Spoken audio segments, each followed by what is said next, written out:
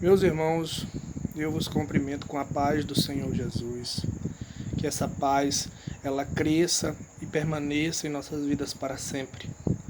Nós iremos agora repassar o segundo ponto da lição 5. Vivificados pela graça. Antes de tudo, vamos aqui estabelecer aqui qual é o sentido de graça. Então, segundo o pastor Claudiano de Andrade, a graça de Deus é um favor imerecido concedido à raça humana. E o que significa essa palavra imerecido? É algo que foi dado por Deus e nós não merecíamos essa dádiva, nós não merecíamos esse dom. Por intermédio da graça, o homem tem a capacidade de compreender, a aceitar e a usufruir imediatamente dos benefícios do plano da salvação. Então, meus irmãos, a graça, ela tem o papel de fazer com que o ser humano, com o homem natural, o homem que está em pecado, que vive uma vida ímpia, quando ouve a pregação do Evangelho, a graça de Deus é manifesta a ele, e esse homem ele é capacitado a compreender as coisas de Deus. Ele pode, então, aceitar ou rejeitar. A graça, segundo o apóstolo Paulo, vem mediante e opera mediante a fé. O primeiro item do segundo ponto diz o seguinte: alcançados pela misericórdia e pelo amor divino. O apóstolo Paulo constata a situação depravada da humanidade. Deus nos alcançou com seus atos de compaixão e amor. Deus é o provedor da nossa salvação, sendo abundante em misericórdia. Então esse aí é a síntese do item 1. Então vamos analisar aqui o texto. E uma dica e um conselho que eu dou para os irmãos, estudantes da Palavra de Deus, é que sempre, quando você for ler a Bíblia, sempre for ler sempre for fazer o seu devocional ou algum estudo, sempre pegue outras traduções da Bíblia. Essa tradução aqui, é a tradução da Bíblia King James. É uma das melhores traduções bíblicas que já foram feitas até hoje. A nossa versão, que nós usamos amplamente, João Ferreira de Almeida, ela é uma versão muito boa. Só que com o tempo, algumas palavras, algumas definições vão caindo em desuso. E às vezes, em alguns textos, torna-se difícil a compreensão. Essa versão King James é uma versão muito boa. É uma versão que não agride o texto original. Muito fiel, muito bom aos originais. Então, o texto. Vamos ao texto. O título do texto diz o seguinte: somente pela graça somos salvos. Efésios capítulo 2, versículo 1. Ele vos concedeu a vida, estando vós mortos nas vossas transgressões e pecados. Veja com atenção o que diz o versículo 1. Estando vós mortos nas vossas transgressões e pecados. Essa palavra mortos aqui, ela não indica aniquilação, ela não indica extinção, ela indica separação. Então, o apóstolo Paulo constata que algumas pessoas, a igreja em Éfeso, eles estavam nessa situação de separação de Deus. E é o estado que o mundo ele se encontra. As pessoas do mundo, elas estão desligadas de Deus, elas estão separadas de Deus. Estão mortos em transgressões e pecados. Então, quando a Bíblia fala mortos nas vossas transgressões e pecados, ela quer dizer que as transgressões e os pecados, a vida pecaminosa, a tendência que essas pessoas têm para o pecado, elas fazem com que o ser humano se afaste cada vez mais de Deus. Então, no versículo 2, ele continua exemplificando isso, né? O efeito dessa morte, né? Dessa separação.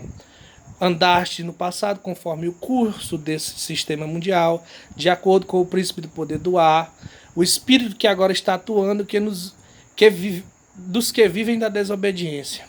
Anteriormente, todos nós também caminhávamos entre eles, buscando satisfazer as vontades da carne, seguindo os seus desejos e pensamentos, e éramos, por natureza, destinados à ira. Então, meus irmãos, o destino dessas pessoas que estão mortas em transgressões e pecados é a ira de Deus. É a ira de Deus. No entanto, Deus, que é rico em misericórdia, por meio do grande amor com que nos amou, deu-nos vida com Cristo, estando nós ainda mortos em nossos pecados. Portanto, pela graça sois salvos. Irmão, uma coisa que eu sempre costumo dizer: o ser humano ele não tem nenhum crédito no processo da salvação. Todo e qualquer passo, todo e qualquer fase do processo de salvação do ser humano provém de Deus. Veja o que é que está dizendo aí no versículo 5. Deu-nos vida com Cristo, estando nós ainda mortos. Então, Deus, ele pega o ser humano, ele ama o ser humano, mesmo ele estando em uma situação de morte espiritualmente falando, de separação. Então o homem estava separado de Deus, o homem nesse estado pecaminoso, Deus manifesta a sua graça até ele, para que ele possa ter um lampejo de clareza e possa responder positivamente o chamado de Deus. Vivificados por sua graça. Deus é quem tem a iniciativa no processo da salvação, que eu acabei de dizer. O homem não era merecedor do amor de Deus. Fomos todos vivificados por Cristo. Então, esses três tópicos aqui, eles sintetizam o item 2. Deus sempre tem a iniciativa no processo da salvação. Você nunca pode dizer... Nós costumamos dizer, eu aceitei Jesus, eu escolhi Jesus. Mas, na verdade, você só pôde escolher a Jesus porque ele te escolheu primeiro. Ele traçou um plano lá na eternidade, ele lhe elegeu, ele lhe predestinou. Então, foi ele que buscou você primeiro. Você, ao aceitar Jesus, você fez parte desse grande plano. Vamos ler o texto. A graça da salvação é para todos. Porquanto a graça de Deus se manifestou salvadora para todas as pessoas. Olha um versículo que é chave e interessante. Muitas pessoas deturpam esse versículo, meus irmãos. Dentro da doutrina calvinista, existe algo que é chamado de graça irresistível, que diz que o ser humano não pode resistir à graça de Deus. Inclusive, esse movimento ele já vem se permeando na nossa igreja. E eles dizem que a graça de Deus ela só se manifesta aos eleitos. E está aí a prova. A graça de Deus se manifestou salvadora para todos os homens. Eles ainda dizem o seguinte, que esse versículo, eles fazem separações entre graça. Dizem que existe a graça comum e a graça salvadora. A graça salvadora é aquela que opera no homem para a salvação. E a graça comum são todas as dádivas dadas por Deus, a chuva, a prosperidade, o sol, as colheitas. Então eles dizem que o homem natural, o homem que vive em pecado, ele também usufrui, porque o sol nasce para todos, a chuva molha a todos, a prosperidade vem. Mas o versículo é bem claro. Deus se manifestou, a graça de Deus se manifestou salvadora para todos os homens.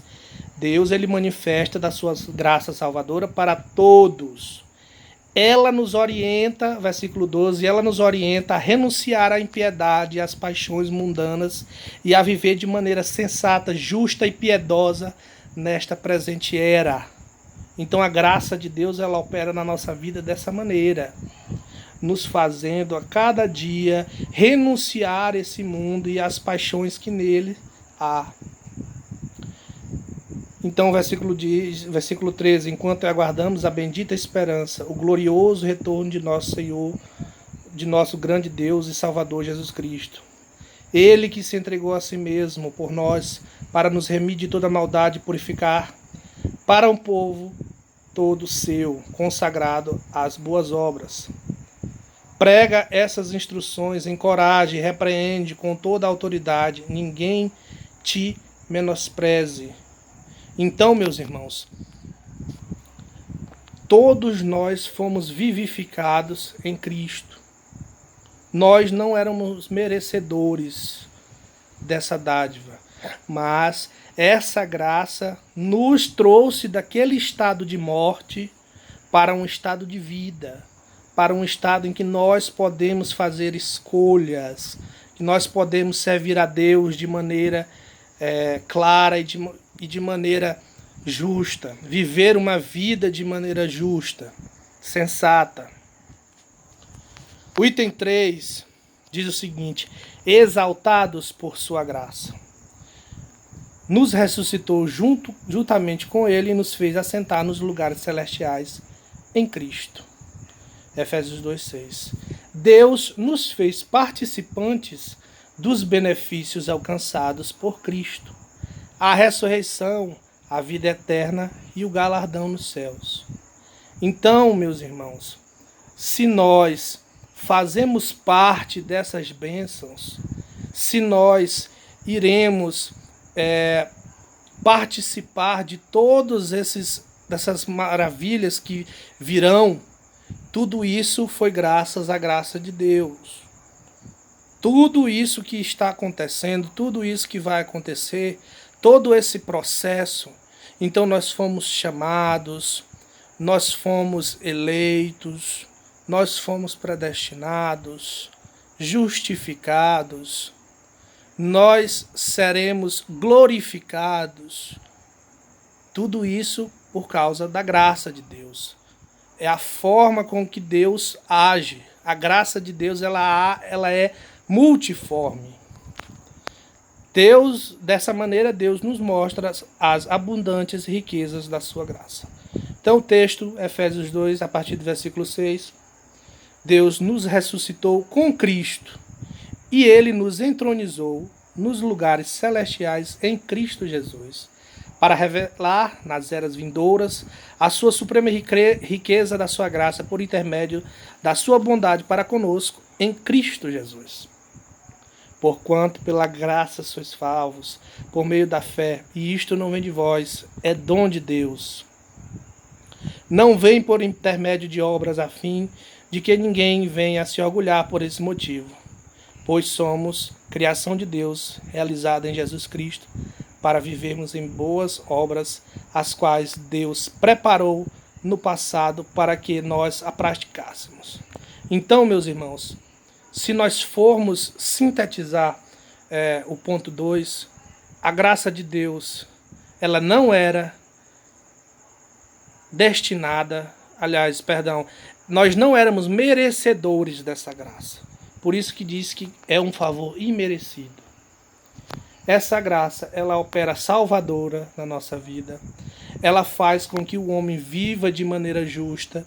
E por intermédio dela nós poderemos então receber todas as bênçãos e tudo aquilo que o Senhor tem preparado para nós, todo o nosso galardão. E como última palavra, quero deixar esse versículo para os irmãos aqui, que diz o seguinte: vigiai para que ninguém se exclua da graça de Deus, que nenhuma raiz de mágoa venenosa brote e vos cause confusão, contaminando muitos. Meus irmãos, quem se exclui da graça somos nós mesmos. Deus, ele é abundante. Deus é maravilhoso. Nós que às vezes saímos do local, saímos da posição que Deus quer que nós ficamos. Então, eu agradeço a oportunidade. Vão perdoando esse modelo, a gente está aprendendo a utilizar essas novas tecnologias aqui. E eu agradeço essa oportunidade em nome de Jesus.